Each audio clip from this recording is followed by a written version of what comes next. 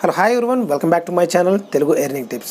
Friends, ఈ వీడియోలో అయితే నేను మీకు ఎవరైతే క్రెడిట్ కార్డు వాడుతున్నారో ఆ క్రెడిట్ కార్డు వాడుతున్న వాళ్ళకి చాలామందికి ఒకసారి డౌట్ వచ్చి ఉంటుంది. నేను క్రెడిట్ కార్డు నుంచి డబ్బులు డ్రా చేయొచ్చా, డ్రా చేస్తే ఏమవుతుంది, ఆల్రెడీ డ్రా చేసిన వాళ్ళకి ఎందుకు ఛార్జెస్ వచ్చాయి కూడా చాలామందికి తెలుసుండకపోవచ్చు. ఈ వీడియో అయితే నేను మీకు క్రెడిట్ కార్డు యూస్ చేసి క్యాష్ విత్డ్రా చేయొచ్చా, చేస్తే వాటి ఛార్జెస్ ఏంటి, ఎప్పటి వరకు పే చేయాలనేది ఇవాళ మన టాపిక్ అనమాట.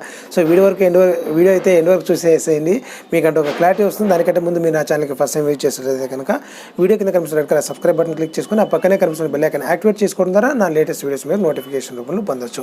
అందుకే కూడా నా ప్రీవియస్ వీడియోస్ మిస్ అవ్వకుండా ఒకసారి చూడండి. సో ఫ్రెండ్స్ చూడండి, మనకి క్రెడిట్ కార్డ్ యూస్ చేసి క్యాష్ విత్డ్రా చేయొచ్చా అంటే అఫ్కోర్స్ క్యాష్ అనేది విత్డ్రా చేయొచ్చు. విత్డ్రావల్ లిమిట్ కూడా బ్యాంక్ టు బ్యాంక్ అనేది వేరియేషన్ ఉంటుంది, కార్డ్ టు కార్డ్ అనేది బ్యాంక్ టు బ్యాంక్ అనేది వేరియేషన్ ఉంటుంది అనమాట. మీకు ఇచ్చినటువంటి క్రెడిట్ లిమిట్లో అప్రాక్సిమేట్లీ ఒక 40% వరకు మీరు విత్డ్రా చేసుకోవచ్చు. బట్ విత్డ్రా చేయొచ్చు అంటే ఎప్పుడు పడితే అప్పుడు విత్డ్రా చేయొచ్చు అంటే చేయొచ్చు. దాని ద్వారా వచ్చినటువంటి అనర్థాలు ఏంటంటే, క్రెడిట్ కార్డ్ యూస్ చేసి విత్డ్రా చేయడం వల్ల ఏమవుతుందంటే, ఫస్ట్ ఆఫ్ ఆల్ మీరు విత్డ్రా చేసినందుకు కానీ సర్టెన్ అమౌంట్ అనేది పెనాల్టీ రూపంలో వేస్తారు. దాన్ని విత్డ్రావల్ ఛార్జెస్ అనమాట. మీరు విత్డ్రా చేసినందుకు గాను ఇంత పర్సెంటేజ్ అని ఉంటుంది, లేకపోతే ఒక ఫిక్స్డ్ అమౌంట్ అనేది ఉంటుంది. ఫర్ ఎగ్జాంపుల్ మినిమం 500, మీరు 100 రూపాయలు డ్రా చేసుకుంటే మినిమం 500 ఛార్జెస్ ఉంటుంది.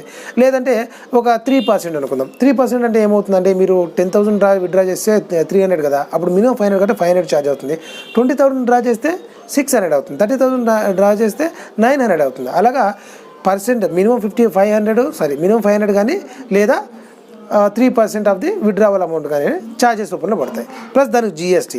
అంతేకాకుండా మీరు విత్డ్రా చేసినటువంటి అమౌంట్ ఏదైతే ఉందో ఆ అమౌంట్ రీపేమెంట్ చేసేంత వరకు కూడా బ్యాంక్ అనేది ఛార్జెస్ అనేది విధిస్తుంది అనమాట. అది ఇంట్రెస్ట్ చాలా వరకు హై లెవెల్లో ఉంటుంది. మీరు ఒకసారి చెక్ చేసుకోండి. నా సజెషన్ ప్రకారం క్రెడిట్ కార్డు యూస్ చేసి అమౌంట్ విత్డ్రా చేయకపోవడమే చాలా ఉత్తమమైన పని అనమాట.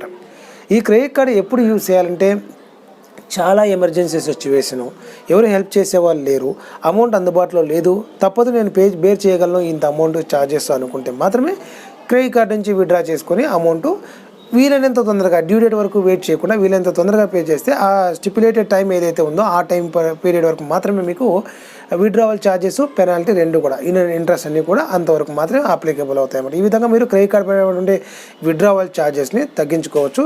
సో చాలామంది యూజ్ చేయకపోవడమే మంచిది అనమాట. సో ఇది ఫ్రెండ్స్ ఇవాళ నా చిన్న అప్డేట్ వీడియో. చాలామందికి యూజ్ అవుతుంది అనుకుంటున్నాను. వీడియో నచ్చితే ఒక లైక్ చేయండి, మీ ఫ్రెండ్స్ అండ్ ఫ్యామిలీస్లో షేర్ చేయండి. మరిన్ని అప్డేట్స్ కోసం మిస్ అవ్వకుండా నా ఛానల్కి సబ్స్క్రైబ్ అవ్వండి. See you in the next video. Take care, by.